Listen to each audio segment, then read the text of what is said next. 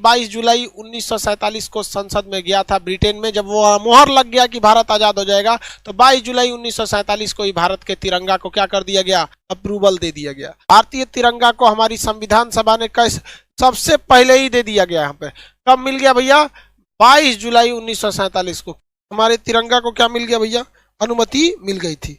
इस दिन संविधान में क्या, ब्रिटेन में क्या हुआ था भैया, तय हो गया कि भाई भारत की आजादी अब फिक्स है, तो हमारा तिरंगा हो गया। भारतीय तिरंगे का डिजाइन किसने किया, पिंगली वेंकैया ने किया। इसकी लंबाई और चौड़ाई में जो रेशियो रहता है कितना होता है, आपको पता ही होगा, 3:2। लंबाई और चौड़ाई में रेशियो कितना होता है, 3:2।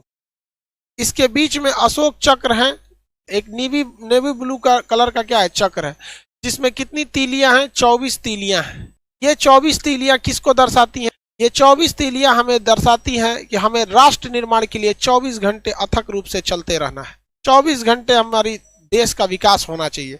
इसलिए 24 घंटे को विकास को दर्शाने के लिए जो एटीएम 24 घंटे खुले रहते हैं और हफ्ता में 7 दिन चलते हैं, 24/7 इसे लिखा जाता है। 24/7, 24 आवर हम अपने राष्ट्र निर्माण के लिए बढ़ते रहें। हरा रंग हरियाली, केसरिया बलिदान का, सफेद रंग शांति के लिए। हम कभी किसी देश पे लड़ाई वगैरह नहीं करते हैं। हाँ, हमको अगर कोई मारेगा तो हम कूचेंगे, ये बात तो कंफर्म है। केसरिया रंग किसे दर्शाता है, बलिदान का दर्शाता है। कुछ लोग कहते हैं केसरिया नहीं होगा, कुछ लोग कहेंगे हरा नहीं होगा। अरे हमारा देश का तिरंगा सबसे बेहतर है। हरा क्या हरियाली कोई मिटा सकता है, केसरिया के आसमान और सूरज के रंग को कोई बदला जा सकता है, नहीं। तो देखिए हमारा जो है बलिदान का, केसरिया एक्चुअली किस चीज के लिए, बलिदान के लिए है। हरा रंग किसके लिए, हरियाली के लिए। हमारा देश हरा भरा है भाई, मेरे देश की धरती। इसमें गलती कैसे कर देता है लड़का सब। हम बचपन में छोटे थे तो तिरंगा बनाना था ना, तो हमने गलती से क्या किया, केसरिया को नीचे कलर कर दिया, ग्रीन को ऊपर कलर कर दिया। अब छोटे बच्चे हम लोग थे, 4-5 में पढ़ते थे, तो टीचर हमको समझाएं कि देखो बाबू ऐसा गलती नहीं करना। हम कहें कि सर हमारे दिमाग से उतर जाता है कि केसरिया ऊपर रहेगा, ग्रीन। तो हमको बड़ा प्यार से समझाए, देखो बाबू हरियाली जो होती है वो कभी ऊपर हरियाली थोड़ी होती है आसमान में। हरियाली जब भी आएगी तो नीचे रहती है, जमीन पे हरियाली रहती है। हाँ सर, इसका मतलब हरा नीचे रहेगा। और सूरज का रंग केसरिया होता है, वो कहाँ जमीन पर रहेगा, नहीं तो ऊपर रहेगा। तो छोटे बच्चों को ऐसे ही समझाया जाता था, हमने गलती कर दिया था। हमारा झंडा रूल के हिसाब से आप सूरज निकलने से पहले अंधेरे में झंडा नहीं लहराएंगे। सूरज निकलने से पहले अंधेरे में झंडा नहीं लहराएंगे। यानी जब भी झंडा लहराना है तो जब सूरज निकल जाए तो सूर्योदय की रोशनी में, सूर्य की रोशनी में हमारी झंडा का तोलन होना चाहिए, फ्लैग होस्टिंग एकदम।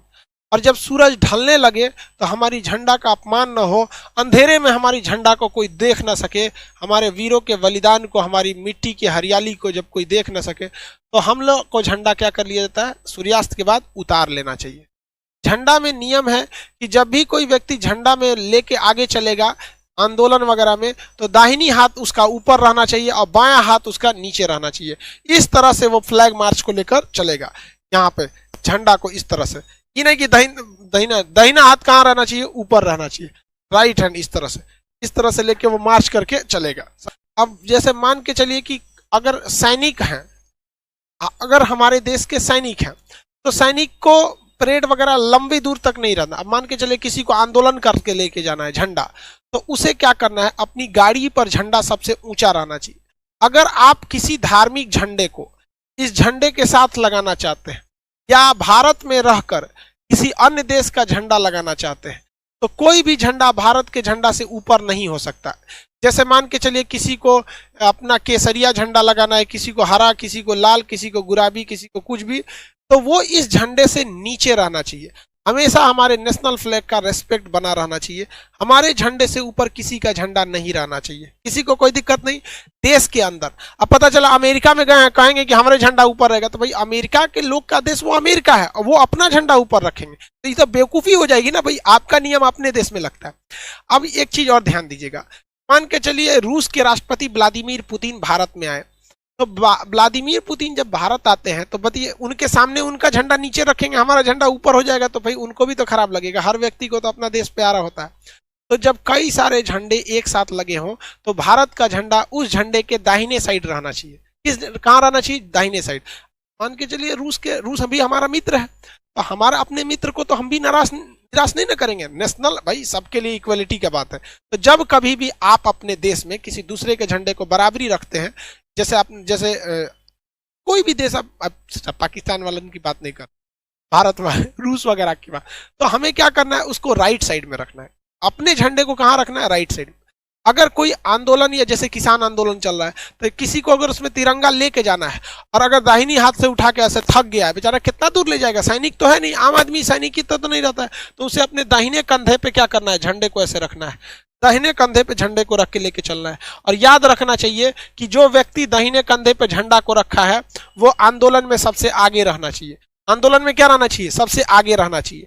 और झंडा कभी भी जमीन से टच नहीं होना चाहिए, इससे हमारे झंडे की क्या हो जाएगी, बेइज्जती होगी। तो झंडा ऐसे तो उसे दाहिना हाथ रख के झंडा को हमेशा ऊपर लेके रखना है, लेकिन जब कभी भी थक जाएगा तो उसे कहाँ रखना है, अपने दाहिने कंधे पे लेके, और आंदोलन मार्च में वह सबसे आगे रहना चाहिए।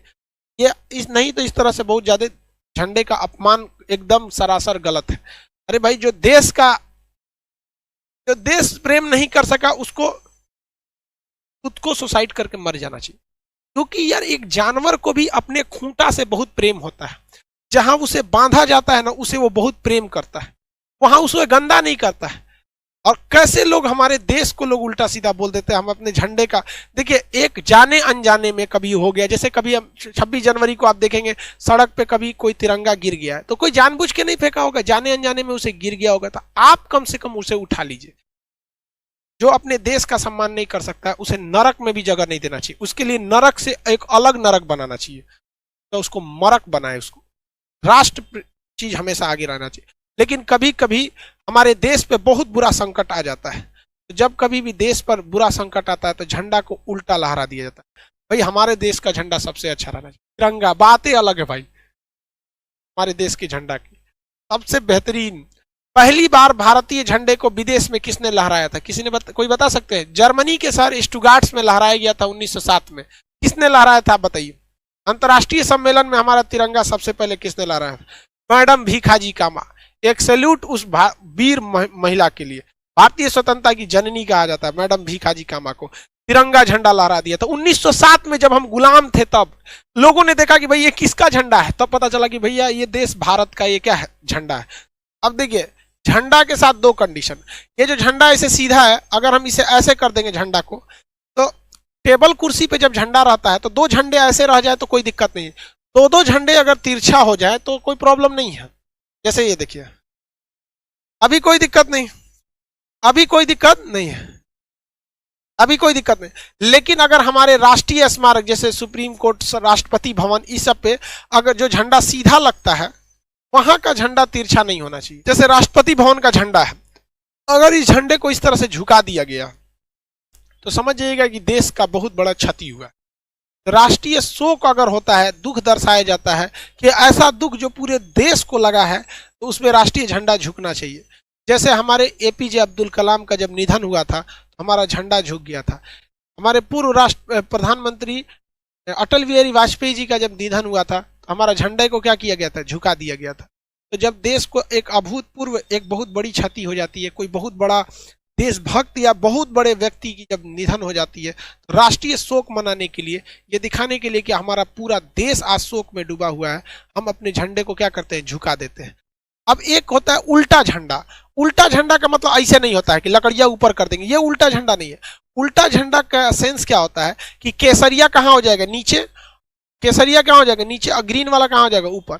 उल्टा झंडा का मतलब होता है कि हमारे राष्ट्रीय शोक है, मतलब कोई विकट परिस्थिति आ गई, भयानक भूकंप आ गया हो, भयानक कोरोना कंट्रोल के बाहर हो गया है, त्राहिमाम त्राहिमाम हो गया है, कोई बहुत बड़ा जल सैलाब आ गया है, बहुत भूकंप टाइप का कुछ या सुनामी टाइप का कुछ आ गया, राष्ट्रीय संकट आ गया है, तो अब हम अपने झंडे को क्या करते हैं, उल्टा कर देते हैं। अपने झंडे को क्या करते हैं, उल्टा कर देते हैं। भगवान न करे कभी हमारे देश पे ऐसा संकट आए, हमारी भारत माँ का झंडा हमेशा लहराता रहे शान से एकदम। यहाँ पर राष्ट्रीय शोक जो है भाई हमारे देश में कभी कभी तो होते ही रहते हैं, जैसे तो साइंटिस्ट अब्दुल कलाम, अटल बिहारी वाजपेयी, ये लोग हमारे, इनका गुजरना हमारे लिए भाई साहब एक तो बहुत बड़ा क्षति है। भगवान न करे हमारे झंडा कभी उल्टा हो, ऐसा कोई संकट ना आए देश पर, भगवान स्पेशल ध्यान दीजिएगा, हमारा देश का झंडा सीधा ही रहे।